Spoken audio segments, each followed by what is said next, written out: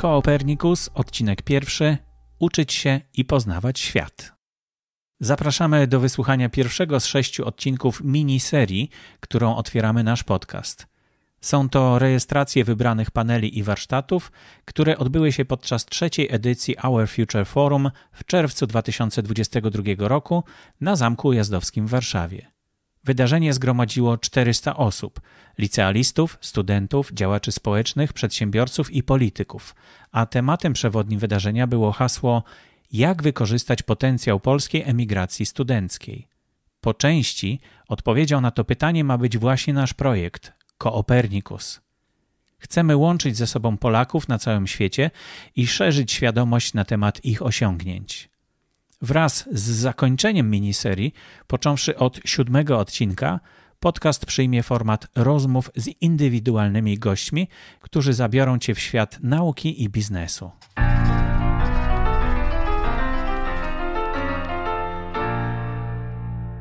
Zapraszamy do wysłuchania rejestracji panelu Uczyć się i poznawać świat, który odbył się podczas 3. edycji Our Future Forum w czerwcu 2022 roku na Zamku Ujazdowskim w Warszawie. Panel odbył się w języku angielskim. W panelu wzięli udział moderator Dawid Malinowski, associate w kancelarii Greenberg Traurig, Justyna Janiszewska, dyrektorka wykonawcza Fulbright Poland, dr Jim Mazurkiewicz, profesor Texas Agricultural and Mechanical University, Andrzej Pavlovych, wicedyrektor Biura Programów Zewnętrznych i Międzysektorowych Fundacji Rozwoju Systemu Edukacji oraz Grzegorz Słomkowski, członek zarządu Polskiej Agencji Inwestycji i Handlu.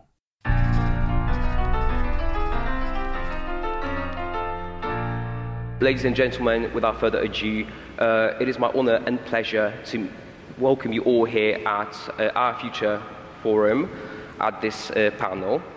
Thank you all the panelists for joining us here today. Lovely to see you here this morning. And as my colleagues have already introduced our guest speakers, I suppose we will go straight to the questions.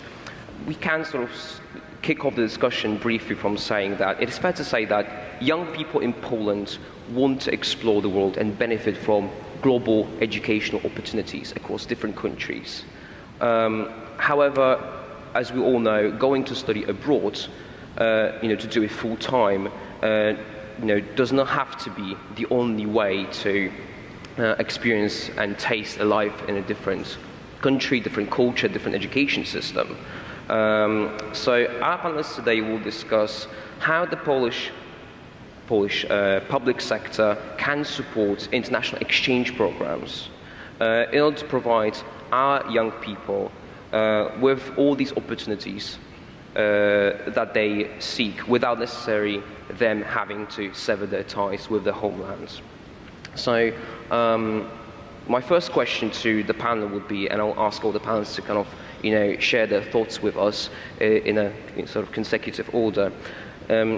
An exchange abroad is an opportunity for a young person to have a relatively low-cost experience in getting to know a different environment and a different teaching system and improve one's foreign language skills. How, in your view, should the future and current students in Poland think about foreign exchange programs? How should they approach them? How should they prepare for them? And what is it that you reckon that they should try to get out of these opportunities? Over to you, Jim.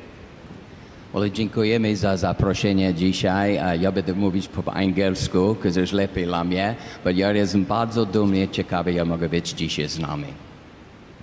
To answer your question, let me just say this. I applaud the organizers of this event and thank you for having me here today. What a great opportunity for the youth and for Poland moving forward.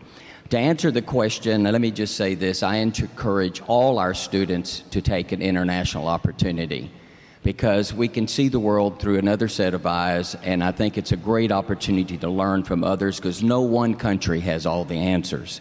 My advice to you as young people first is to learn English and be fluent in it because it is the universal language today. Before you go abroad, understand the culture, because all of us have a little bit different culture. Even in Texas is different than New York within our own country. Also, the cost of doing business in that country, because sometimes it's a shock for students to understand the difference in what things are, how things are done in each country, may be different than the European Union, than the United States, or China, Russia, or wherever it is.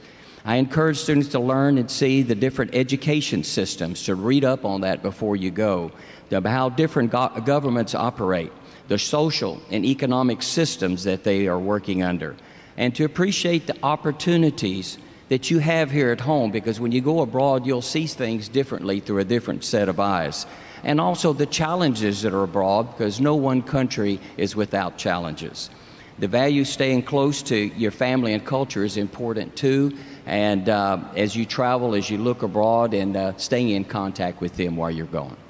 It's hard to add something to what Professor already said as a piece of advice to young people. However, Dawid, you asked mostly about the public support to that case.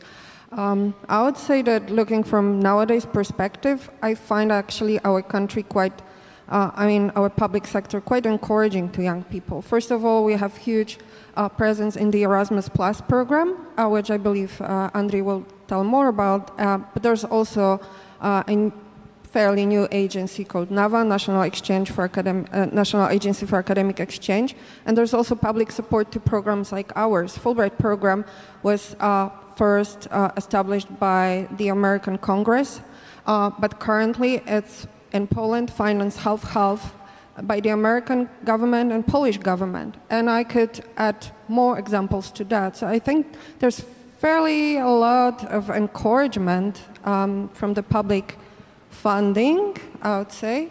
There could be better use on the youth side, because honestly, the entering statement that Polish youth wants to travel and wants to see the world, I think it comes from our bubbles. We live in some bubbles where we believe in this, and you're clearly here, and those who are watching us on the computer screens are a great proof of that. But I talk to professors, I talk to provosts at a number of Polish universities, and I talked to them before the pandemic too. And what I hear from them constantly is that there's a decreasing interest of Polish students in traveling.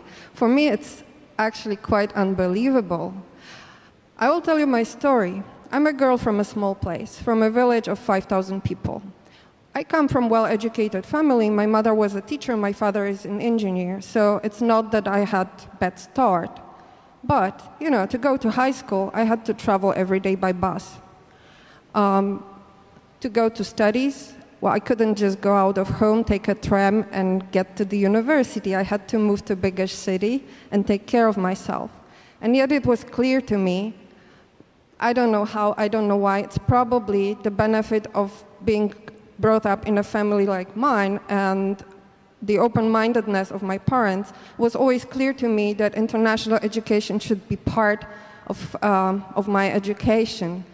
And I managed to do that. It was just the beginning of Erasmus program in Poland, still pre-accession country. The first year that my department had the first agreement signed with the Finnish university, and there were only 2 places. And I won one, and I went to Finland. And I am where I am, I think, largely to that experience, to opening myself to the world on a pretty early stage. And though I wish all of you could go for studies, some part of your studies abroad, I think that semester abroad is already a lot, and please consider that there are so many opportunities. I'm sure that the other panelists will talk about that. It can really change you in a good way. So I can say a few words about these opportunities, because we as a Polish investment and trade agency do not support exchange directly, but we have 53 offices worldwide, practically on each continent. So you are more than welcome if you have international experience and education. Just let me say a few words about Polish Investment and Trade Agency. We are a government agency from the Polish Development Group, which is responsible for supporting FDIs coming to Poland and also supporting Polish investments abroad and Polish investment in Poland. But we also support export and Polish business worldwide. Therefore, we have 53 offices, few offices in the US also in Houston, Texas. So if you will have an idea to join our team, you are more than welcomed. Yeah. My background is in physics. I'm a physicist, and physicists, they like to have clear definition. That's why I would like to just to agree with you. What do we mean by use, by polish, and by international exchanges? So in Poland, we will have Mr. Mazurek, after the lunch, he is official representative of Polish government, but according to my knowledge, we do not have any definition of use.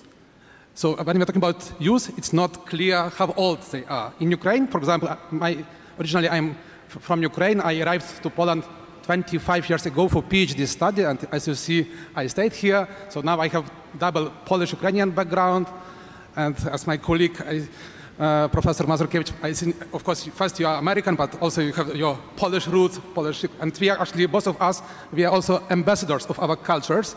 Actually, I was checking your biography, and I noticed that you have transcription of your family name, Mazurkiewicz, how to pronounce it properly. I had the same issue. My name is Andrzej, and of course, when I arrived 25 years ago to Poland, everybody was trying to call me Andrzej. But for me, Andrzej and Andrzej sounds totally different, and I said, guys, I'm Ukrainian, please call me Andrzej, not Andrzej, not in Russian way, not Andrzej, but just Andrzej. And this is also my, let's say, intercultural mission. But coming back to the definition of use. So in Ukraine, for example, we have a special legal frame that young people are defined in the age group from 14 till 35. In EU programs, for example, for students, it's from 18 till 30. So different, for young scientists, usually it's up to 35. So there are different definitions, but yes, it's not only about students exchange. So when you can be older, you can be a PhD student, you can be academic staff member, or you can be just active in your professional field, and you can still use opportunity for international exchanges. Polish, what does it mean to be Polish? Before the Second World War, Poland was multi-ethnic country. Now, after the open aggression of Russia against Ukraine, we are a multi-ethnic country again. We have more than 2 million Ukrainian citizens in Ukraine. Before we had 6 million Ukrainian ethnic group in Poland and 3.5 Jewish. So to be Polish, it doesn't mean to be Polish by citizenship. If you have official residence permission to live in Poland by European youth exchange programs, academic exchange programs, you are recognized as Polish representative. So that's also a good information for all non-Polish citizens who are officially residents of Poland. You can also benefit from international exchange programs which are financed by the European Union. And the last term we have here, it's international exchange. Of course, when you're talking about Erasmus program, everybody knows about students exchange. It's about students, but in fact, we have much more offers. In our program, it's also adult education, it's sport, it's school education, vocational education training, and non-formal education. And you can participate in all sectors, actually, if you are really interested to develop your skills. Especially, I would recommend you to develop, to use capacity of non-formal education. Also in frame of such programs like European Solidarity Corps program, it's international volunteering, and for example, we have very good experience of cooperation with Armenian University of Foreign Languages, which is very active in international volunteering because they understood that due to relationship contacts between different cultures, students are more fluent, more able to use also theoretical knowledge they have from the academic background. And yes, Erasmus Plus, it's actually maybe the biggest brand worldwide. This year we will celebrate 35th anniversary. Poland joined to this program officially in 1994 when our foundation was established, and actually we are proud to say that Poland is really using this opportunity. We have a lot of students from Poland in all eligible countries, in all EU member states, but not only, because it's not only about cooperation in frame of the EU, but also global wide. And so you can also use this program for your intellectual learning adventure in other continents. I'm finishing. I was surprised to see numbers of foreign students in Lublin. You know, the biggest number of foreigners among students we have in Warsaw, so it's obvious. Warsaw is the biggest city, the biggest academic center, then Krakow. And then I was surprised that we have Lublin, and we have, guess, which 5 groups among foreign students are the biggest in Lublin, according to the last statistics. Okay, my guess was Ukrainian? Yes, more than 50% are from Ukraine. That's very, but the second group, I said also Belarus, they have 5th position. So second position was for, it's really, Turkish. The same capital letter, I mean, not Turkish, but Taiwan. Taiwan. Oh, right. The third position for the United States, and 4th position for Norway, Norwegian students. So I was really surprised to see that people from Taiwan, United States, and Norway are coming to Lublin to have also academic exchange. So that also shows us that we have very different geographic compositions and also different needs. And in some fields, professional fields, it makes sense to go also to Lublin to get your learning opportunities. That's why in Middle Ages, actually, it was a must for students to go to travel after your studies. And I believe it should be also must during your study and also after, to have also this, even maybe gap year, to also to use different opportunities for exploration. Thank you. That's very briefly from my side. No, sure. It's good that you actually touch upon this point of travel. That travel is and or should be related to one's education when he or she is young. So on that point, we have seen a lot of change since Poland's accession to the European Union. It's been quite a few decades now, and well, needless to say, as we all know here today, our membership in the EU has presented Polish nationals with unprecedented opportunities to go, not just to study, but to work abroad, live there, move freely. So I suppose, in your experience, what were the trends that you were able to observe in the last, say, 10 years when it comes to Polish nationals? Because sure, it is on one hand, going on a study exchange is a low-cost proposition, relatively low-cost proposition, because we have all these programs like Erasmus+, etc. But on the other hand, it is also now possible for Polish nationals to go, let's say, to the Netherlands. Before that, when I was going to uni to the United Kingdom, to get the education and enter the university higher education system on the same terms as locals would. Do you see a change or a clear trend when it comes to how Polish people, young Polish people, go about their education choices? Is it more that young Poles are focused on study exchanges, perhaps doing 1 or 2 study exchanges in course of their university life, or can we see an increasing number of young people actually choosing to go for a full ride, so to go to study a whole degree somewhere else outside of Poland? What's your experience in that? Yeah, go for it, Jim. Well, once again, I would like to say that I highly encourage international study, international travel, and international exchange. I cannot emphasize that enough. We're in a world market, a world economy, and today with social media and the technology we have, it's just a very small place and getting smaller all the time. I would just say this from my own personal experience. I do have a young farmer exchange here with Extension here with the Minister of Agriculture's office. We also have students from Poland and all over the world. 70% of our graduate students at Texas A&M are international students, 70%. So we highly encourage and invite international students to our university. I will just say this, exchanges are cheaper, but they're very good value.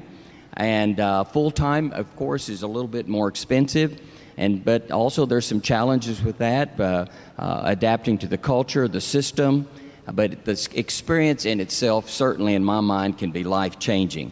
But I have one piece of advice to you, and as I do many Polish students and students around the world as well, but I get to see more Polish students than others because I'm very active in recruiting and reaching out. But obtain your undergraduate here in Poland if you can, because it's less expensive unless you can afford it. But then go abroad and get your master's or a PhD. with the university will offer you an assistantship, a scholarship, and then they will waive this out-of-state tuition and some of the extra fees, and you can also, as you can help teach, be a graduate student and do research, that will lessen those expenses.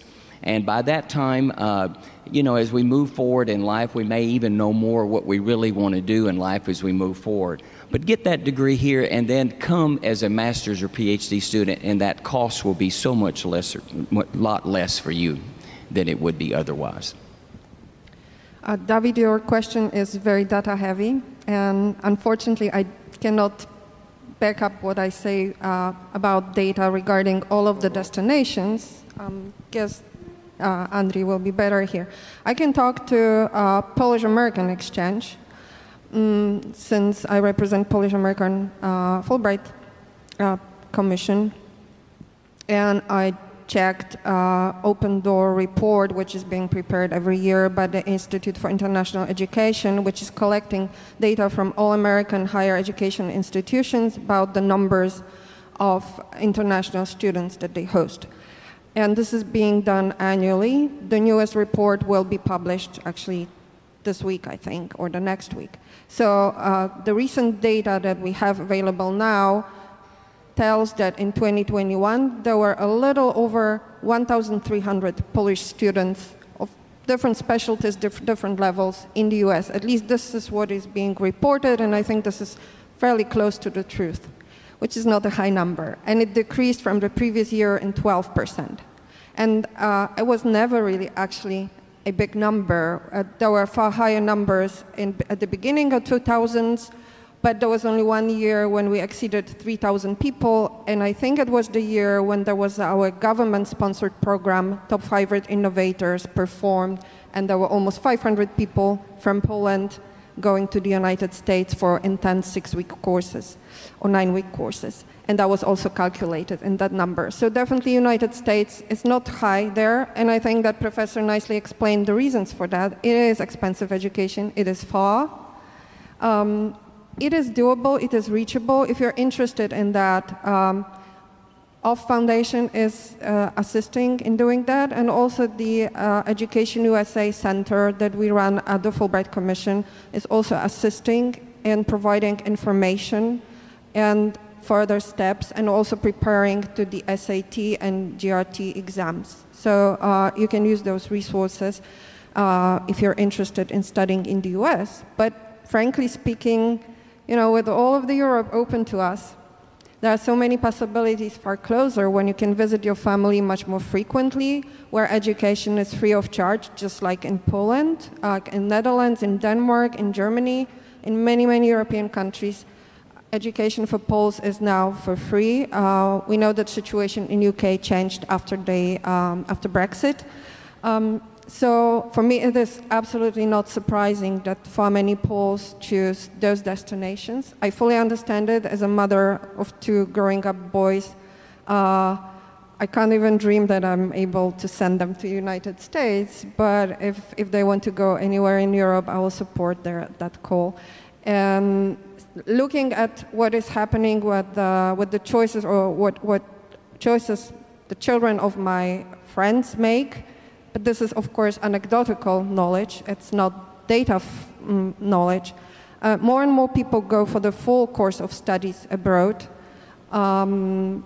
because it's free of charge, and because although we still feel that our level of living in Poland is lower than in many Western European countries, it is growing from year to year. So as families, we can afford to send our child to study in Western Europe. They can also work there legally. So it's becoming doable. It's not only semester exchanges, but real choices for full course of studies. From my perspective, I would say that you can meet Polish students worldwide. So you should follow your interest, basically. Find the place when you can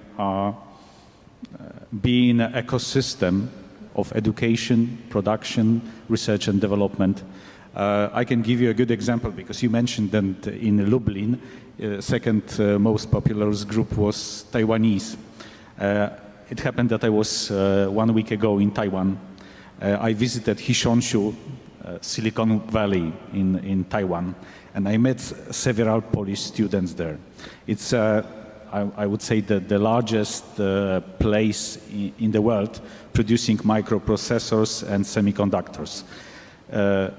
Apart from companies like Foxconn, like Taiwan Semiconductor Manufacturing, the largest producers of microprocessors, there are 7 technical universities specializing in the field of microprocessors.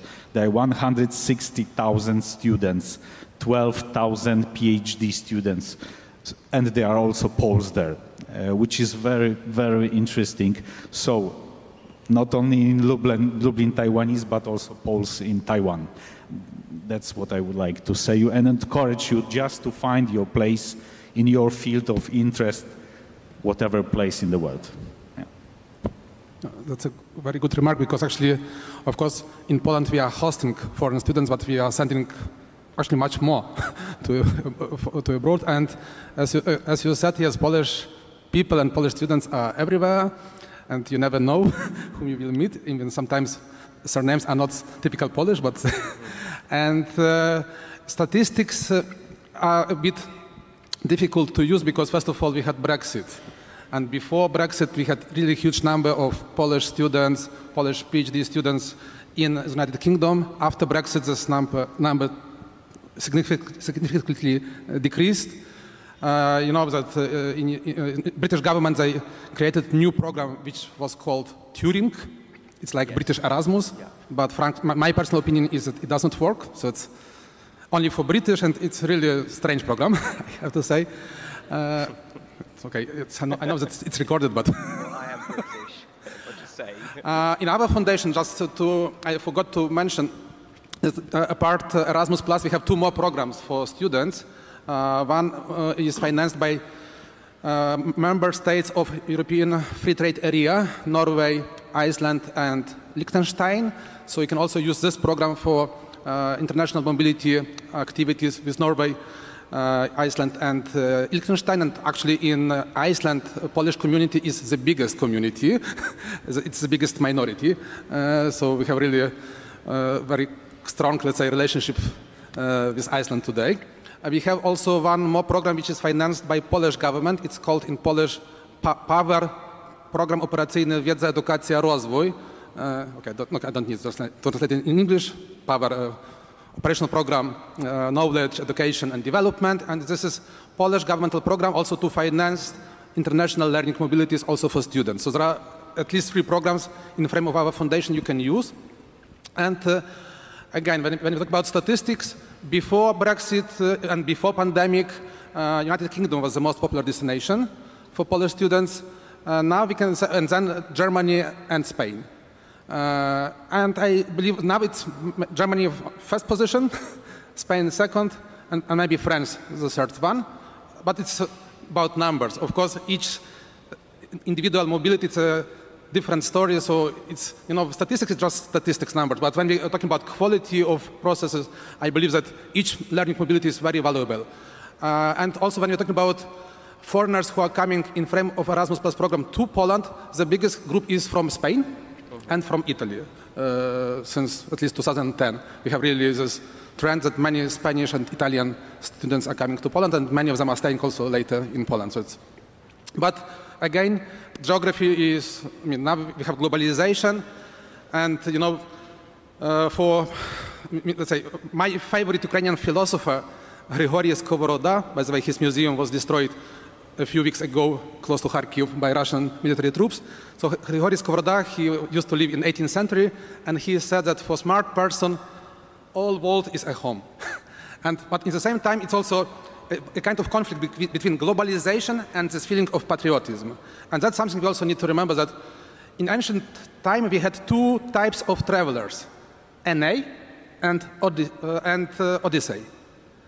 Do you know what was the difference between Aeneid? I mean, Aeneid, it's Roman literature, old Roman literature, Odyssey, it's old Greek literature. Odyssey was always trying to come back to his homeland. Aeneid did not plan to come back to his homeland. So there are also among students, among academic exchange learners, we have also 2 types of people. We have people who are doing studies, scholarships abroad, but they have this need to come back to their homeland. but we also have people which are staying abroad. And in my personal opinion, both options are fine. My personal story, I stayed in Poland. I have double identity, Polish and Ukrainian, but double nationality. And I believe that also my first homeland is benefiting from my position in Poland, and my second homeland is benefiting from my relationship to Ukraine. So it's really bringing some added value, so it's also valuable. And of course, for each national government, it will be priority to attract people back. That's obvious. But at the same time, you also need to build relationship between this community of students who stayed or scientists who stayed, also to have this relationship and to have this feeling that we are together. We are one big family of people from Poland. Thank you. Good. What I would say is, as a person who is actually British, I was indeed hoping not to hear anything about Brexit and its implications today on this panel or in general. But hey, such is life. What I can add, I suppose, to what has been said so far is that indeed, even in my personal experience, the costs of studying in the UK for people who come from outside of Britain have risen, shockingly. So when I went to uni, I had to pay, if memory serves, I think like £3,000 a year, something like that. And now it's, it's £9,000 or I think even £10,000 per each year that one has to pay. So it has risen quite substantially. So yeah, it's quite sad that it is these incredibly rapidly rising costs that kind of cut off some of the the brightest and best Polish students from gaining even a portion of their education in Anglo-Saxon countries such as the United Kingdom, also in the United States. Changing the subject slightly, so what do you think, sort of coming the other way around, so what do you think has been done so far in Poland in terms of the public sector, but also the business community, the civil society, to kind of tap into this potential, if you could call it that way, of these people who went somewhere, be it for an international exchange or a full-blown university degree, and decided to come back here, bringing their different skills, their different kind of understanding of how to do certain things. What is it that you guys think is being done here about this? Over to you, Jim. Okay, well, thank you. I would like to applaud the efforts of this Our Futures Forum. I think that's a prime example and a great beginning of the future as going forward. You've got some of the most outstanding corporations and the government organizations supporting you today, so they're investing in this. Obviously, they feel that it's important and moving forward, and I applaud that effort. I've had several exchanges, and we've had students come to Texas A&M. In the last 10 years, I've exchanged over 850 people between Texas and Poland, between the governments, with business and academia, musicians, artists, etc. And I think we all learned something from each other. And I think the government has been doing a good job, and they're continuing to do more about encouraging more opportunities to go abroad, not only to the United States, but around the world, to learn and see what the opportunities are to bring back home. I will just say this, that we do, and I mentioned this before, we're living in a world economy and a world market, and COVID has made this clear to all of us and the general public, especially with supply chain issues, labor issues, and product availability. Think about the networking of sending Polish students and Polish faculty, academic, government, business, whatever, around the world, and the contacts and the friends that you've made to help alleviate some of these issues as we move forward within the European Union and throughout the world. People do business with who they know and who they trust. And that one statement right there, it doesn't matter what language, what culture, what country. We've got to continue to reach out and develop those relationships, and I think these study abroad opportunities are really valuable. I think, as I said earlier, I think the corporations here are seeing the benefit. I am so proud to see the sponsors that are here today, government and corporation working together, to sponsor this event, to invest in the future of this great country and the talent in this great country of our young Polish people. I really like your question, and let me answer to that from the perspective that I know most, which is the academic exchange and between Poles and Americans.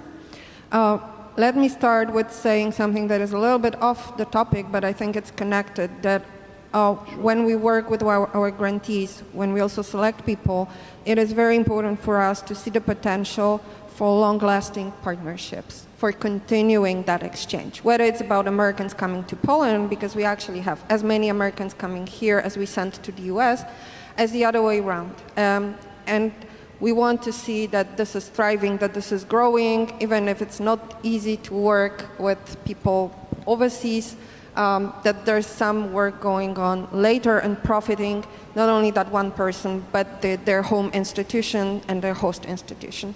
That's one thing. Are we doing enough as a country or as public sphere to support people who come back from the exchanges? Well, I won't be optimistic here from what I see. It looks very differently in different places, in different environments. But still, we hear back from a lot of our grantees, and our program is considered one of the most prestigious scholarship programs in the world, that when they come, what they brought with them, the contacts, the new network, the knowledge, the publications, is not really welcome. They are either considered a threat, or it's just not valid for their home institution at all. They don't feel evaluated somehow at their home institution. And I think it's a big loss for the potential. They have all of the resources they need to continue with their career, but oftentimes it ends up that this career continues in other institutions that is more welcoming than their former home institution. So I think there could be more done, but I'm not really sure if this is the work for the public sector. I think it's a work for us as a society. It's a change of our mindset. We need more open-minded perspective to the world.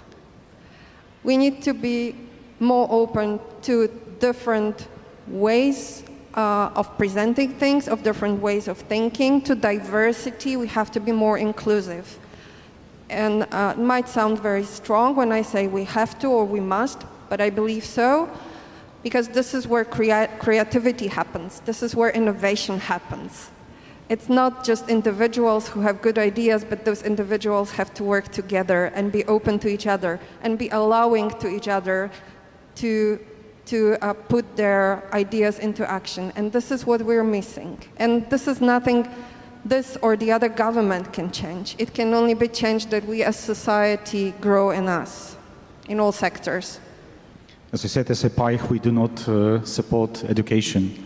But from time to time, we create programs like, maybe you know, maybe you don't know, there was an Expo 2020 in Dubai. So we invited 150 students to be hosts in our Polish pavilion. So students from 5 universities from Warsaw, Kraków, Łódź, Białystok and Vistula group of universities were hosts in our Polish pavilion for 6 months. And it was an incredible chance to work in an international community, because more than 200 countries participated in this exhibition. So it was a very big chance for them. As in a second program, I would mention that we are supporting foreign investors coming to Poland. And of course, from our government, they can obtain a grant, cash grant. But we oblige them to spend 15% of the grant for cooperation with our education system. So this money is spent for work and cooperation with universities. In 2009, the European Union established an initiative which was called Eastern Partnership. And in this initiative, we had 4 different platforms. The first one was about democracy, second one was about economy, third one was about energy security, and the last one, fourth one, was called in a very strange way, in my understanding at that time, it was called people-to-people contacts. And even if you have to translate it into different languages, it's quite difficult. How to call people-to-people contacts, it doesn't sound seriously. And I said that maybe finally the European Union, the European Commission showed human face due to this very human name, because this platform 4 was about education, culture, and youth, non-formal education. And it was really a very strong political message that this field is also very important for foreign policy of the EU. And we are happy, our foundation, our agency, that we are also one of the tools which is used by Eastern Partnership Initiative.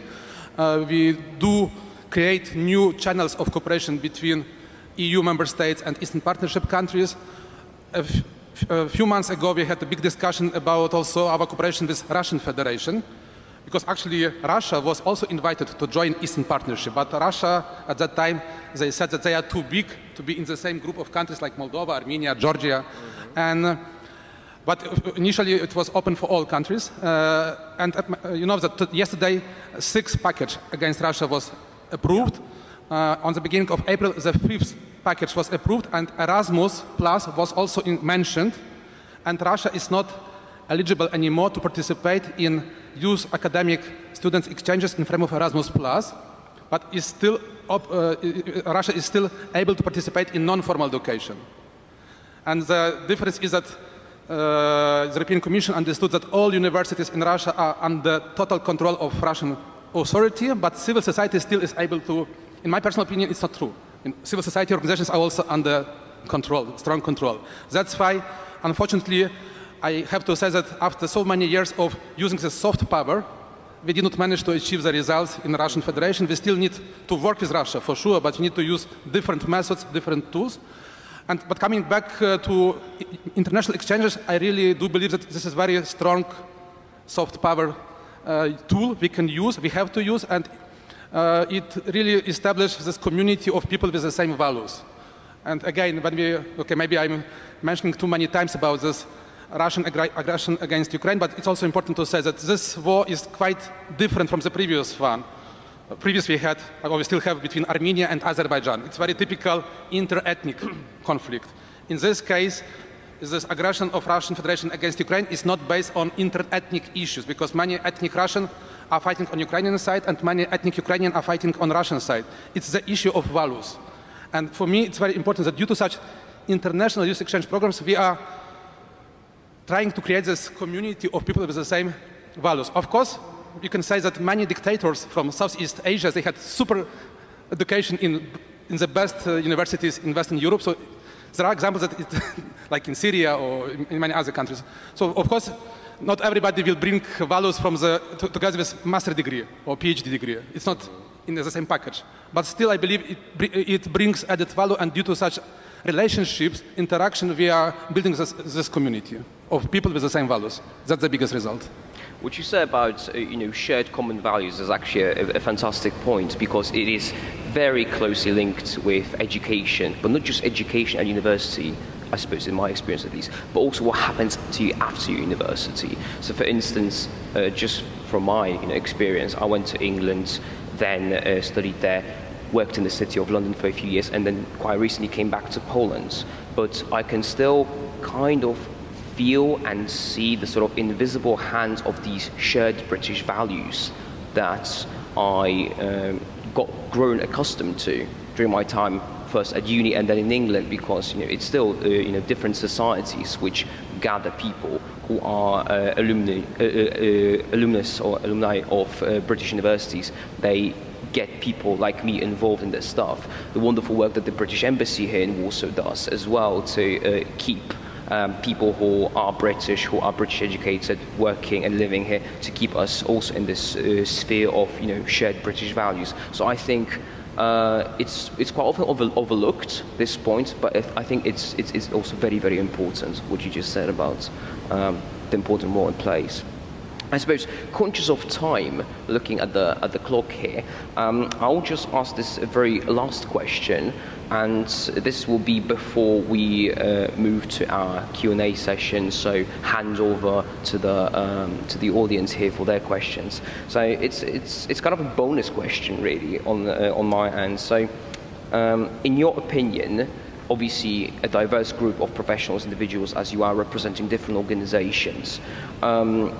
We found ourselves, a few months ago in this situation whereby we have this, we should say, terrible conflict, to the east, to our, eastern border, and as a result of that, many of these people, young and old, some of them, pupils, some of them of university age, they actually decided to choose Poland as their place of refuge They came here and they are here living with us, among us, and they are a part of our society.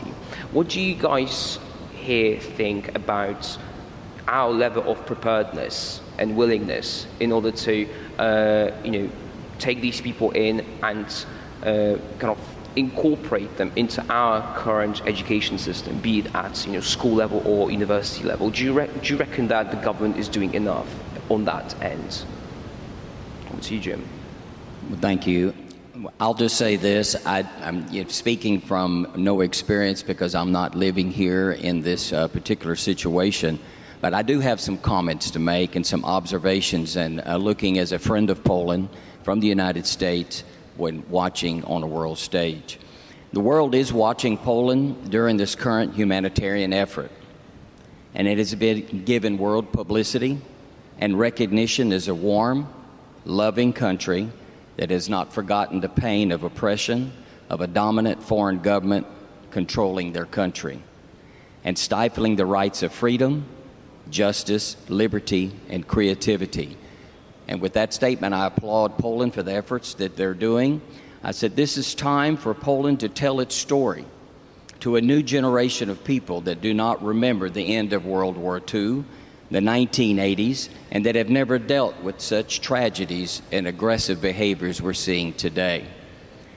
Poland in itself is a success story for others to model. Your GDP has grown by 5% a year since the fall of the wall. No other country in the world has had that type of economic development. On the world stage, you're one of the fastest growing economies in the world, and you have everything to be proud of. And I'll say this, I'm extremely proud to see what Poland is doing. It's your time now to tell your story. People are watching. Poland is on the map. World has always been on the world map, but right now you're on the world stage, and I applaud your efforts. Our preparedness, well, rather low, but our willingness to help and to deal with this through the roof. So I think this is our power. I'm completely not worried about people who would enter and are entering already now academic education in Poland and also scientists, because Polish universities already entered into an era of demographic law, so they can actually benefit from that, and these are fairly grown-up people who can use all the resources they have and language skills to accommodate quicker. I think it's far more difficult at the primary school and high school level, and here I will only say that I very much cross my fingers for that to be well done and to happen well, for the benefit of those children. I think that as a Poland we are already prepared, because you may not know, but there are a lot of foreign workers in our factories. For example, in the LG factory, 40% are Ukrainians, Belarusians, and people from, let's say, Slavonic countries. So I think our society was very diversified, as we even range back ages before, like before Second World War. So we are prepared. So I would say something different. The biggest problem now in Poland is lack of labor force, and we should accommodate people from abroad in order to make our economy healthy. And this is a big challenge. And we are lucky that Ukrainians decided to come to Poland. No, we didn't have a choice. Unfortunately, now it's before 1989, it was a luxury to go abroad. Now it's a luxury to stay at home. Unfortunately, we are lucky that we can stay in Poland. 4 years ago, I met one colleague in Vilnius during the conference, and she was a young lady, 30-something, 35, and she told me that she is already 3 times internally displaced. I asked how it's possible. She said, I was born in Baku, in the capital of Azerbaijan, in Armenian family. And when she was 5 years old, she had to move to her grandmother, and grandmother used to live in Grozny, the capital city of Chechnya Republic. Then in 1992, they moved to Mariupol and to Donetsk. In 2015, she moved to Kyiv. I met her in Vilnius in 2019, and she was joking, maybe I have a bad luck. a few months ago, she was contacting me that she's looking for an apartment in Warsaw. So we don't know what will be our future. And frankly speaking, when I was in your age, it was 1990s, it was very optimistic period.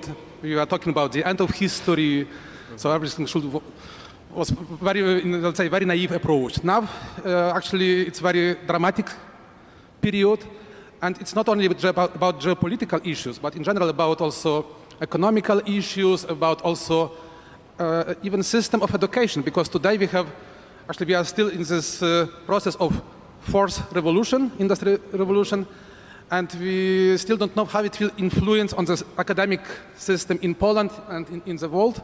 My personal opinion is that in the future we will have a totally new way to learn. And we already, due to pandemic, we already trained ourselves in different digital tools. So I hope it will be more inclusive, and it will be more also, we will have much more opportunities, because when we are talking about exchanges, international exchanges, we were talking about physical exchanges, where you are coming from one country to another country. But now actually you can stay at home, and you can do a lot of exchanges during the same even week. And I really believe that it will bring also new opportunities for people from very different countries, from very different socio-economical background. And actually, I mean, you know, this saying, what doesn't kill us will make us stronger. So if we will survive this political catastrophe we have today, I believe all of us, we will be stronger. Poland, Ukraine, Europe, world, and also education system will be stronger as well. Thank you. Excellent. Well, I suppose with roughly 8 minutes of time that we have left for this panel, it will be the moment for us to pass the mic to the audience in case there are any questions to our panelists. So, there's a gentleman there. Hi, my question is to Ms. Justyna Janiszewska. You've mentioned, and I'll look at it just to make sure, we need to be more open-minded. This is what we're missing. And in the context of that, I'd like to ask you, and maybe some other panel members could join later if they feel like it, what perspective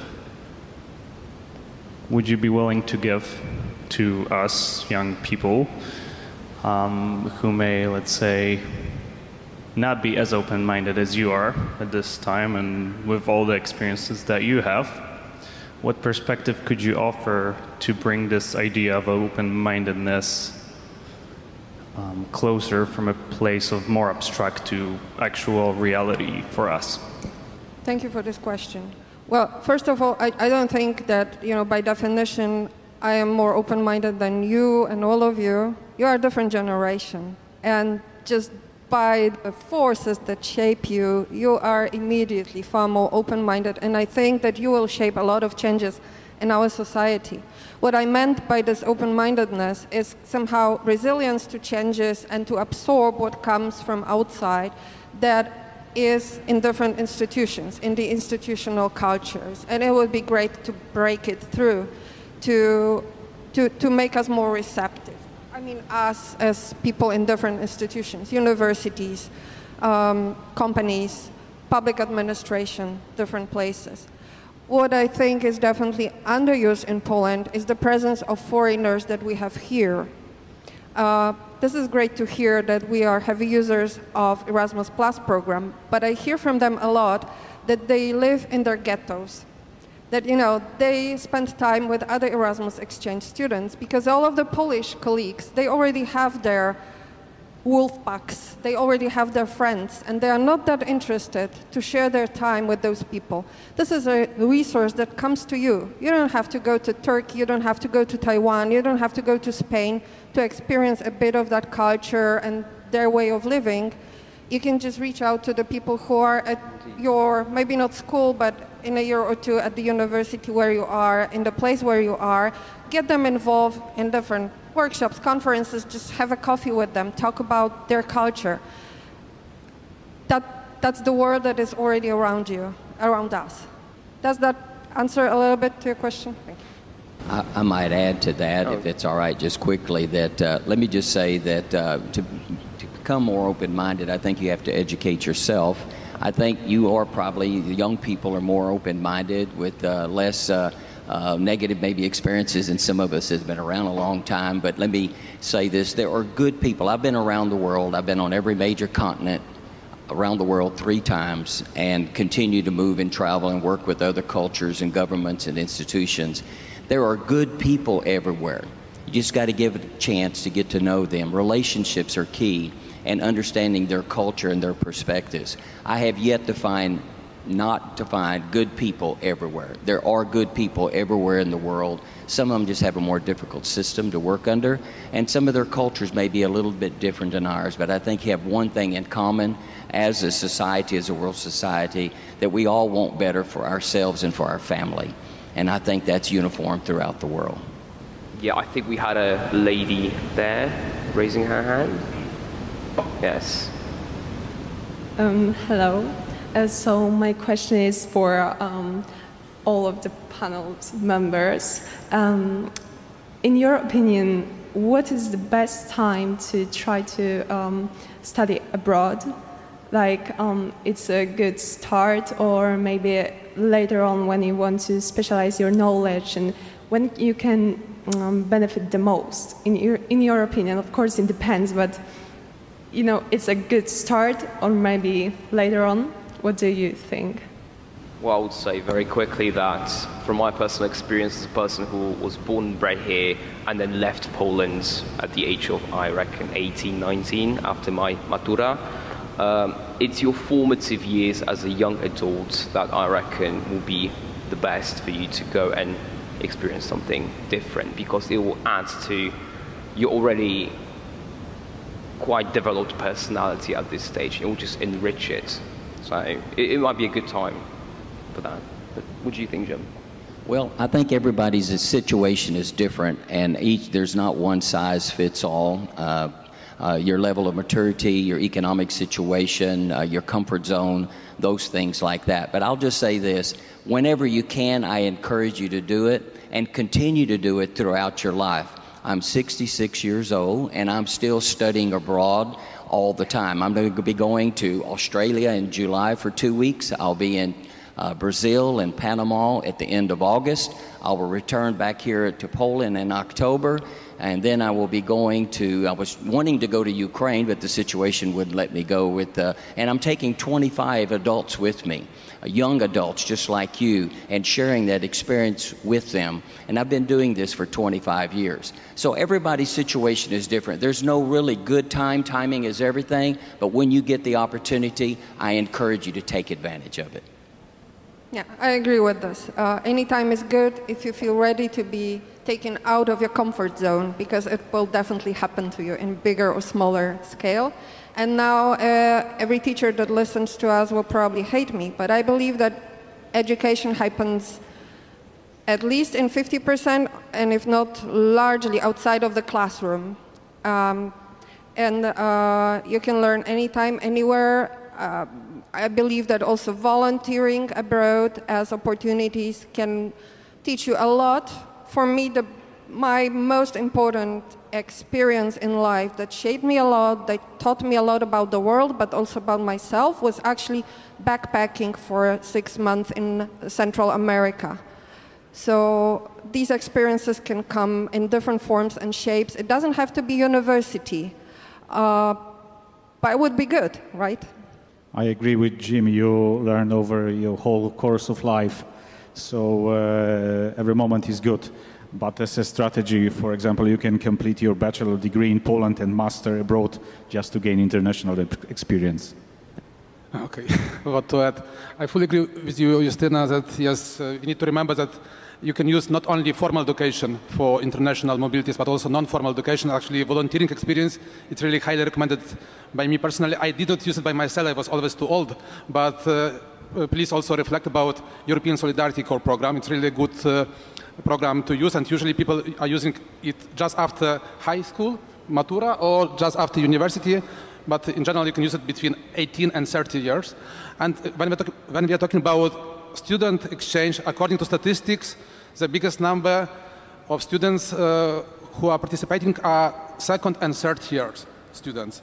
So that's a statistic. But I believe that second year is a good moment maybe to go abroad, because your first year is too early, third year could be too late. I mean, when we talk about your maybe academic development, maybe you can also inspire by something new and you will be still able to change. Of course, the process of learning is long life process and you're never too old to learn, but let's say when you are becoming older and older, you are less and less flexible for new experience, you have your own background. That's why I fully agree that just after Matura, it's a really good time to go for volunteering. And then second year, it's a good moment to go for Erasmus Plus student exchange.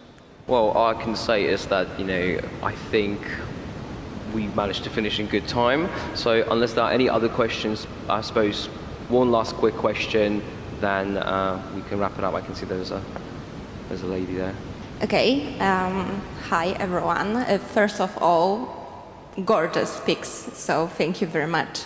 I would like to ask you, because we talk about some bubbles, some open-minded here, and I am PhD student, so I'm older than some of you, and I'm working with a lot of universities for all countries, all universities of world.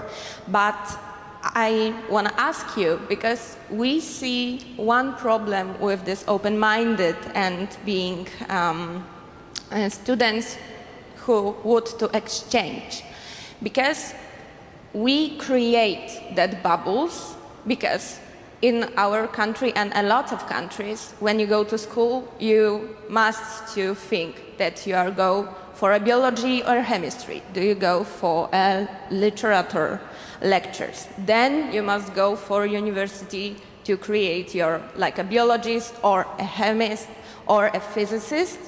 And then we have PhD students and engineers and everyone who are biologists or then a physicist who would think like a physicist, because the physicists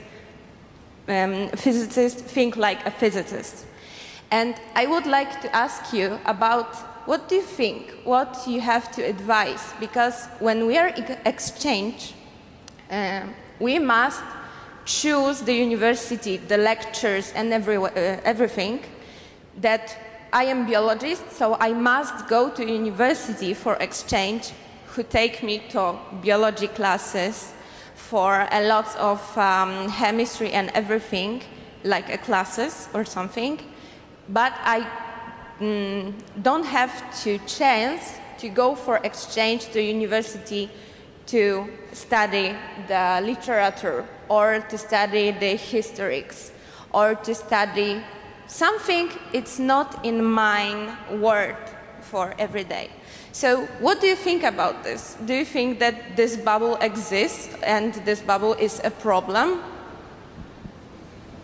Justyna, maybe you would like to respond, because we are just well, sure, those bubbles exist. We in the Fulbright world believe in interdisciplinarity of research, and I actually very much like that part of the American college education that requires students to take a number of courses that are outside of their major.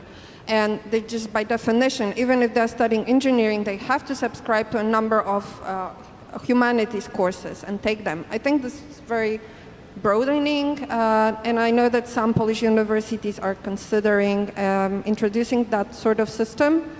When I think back about my education, it would do me good, actually. I'm a political scientist, to have some more calculus or algebra, you know. That wouldn't hurt me for sure. So I think that's one of the solutions, just to have it at our home institutions, and then you wouldn't miss it that much, you know, and you would probably shape differently also your stays abroad.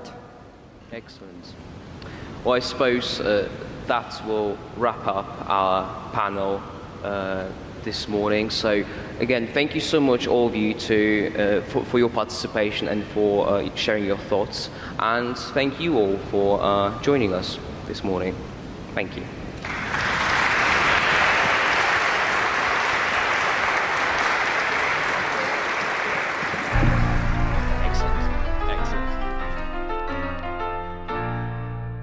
Trzecia odsłona Our Future Forum w czerwcu 2022 roku odbyła się pod hasłem przewodnim Jak wykorzystać potencjał polskiej emigracji studenckiej.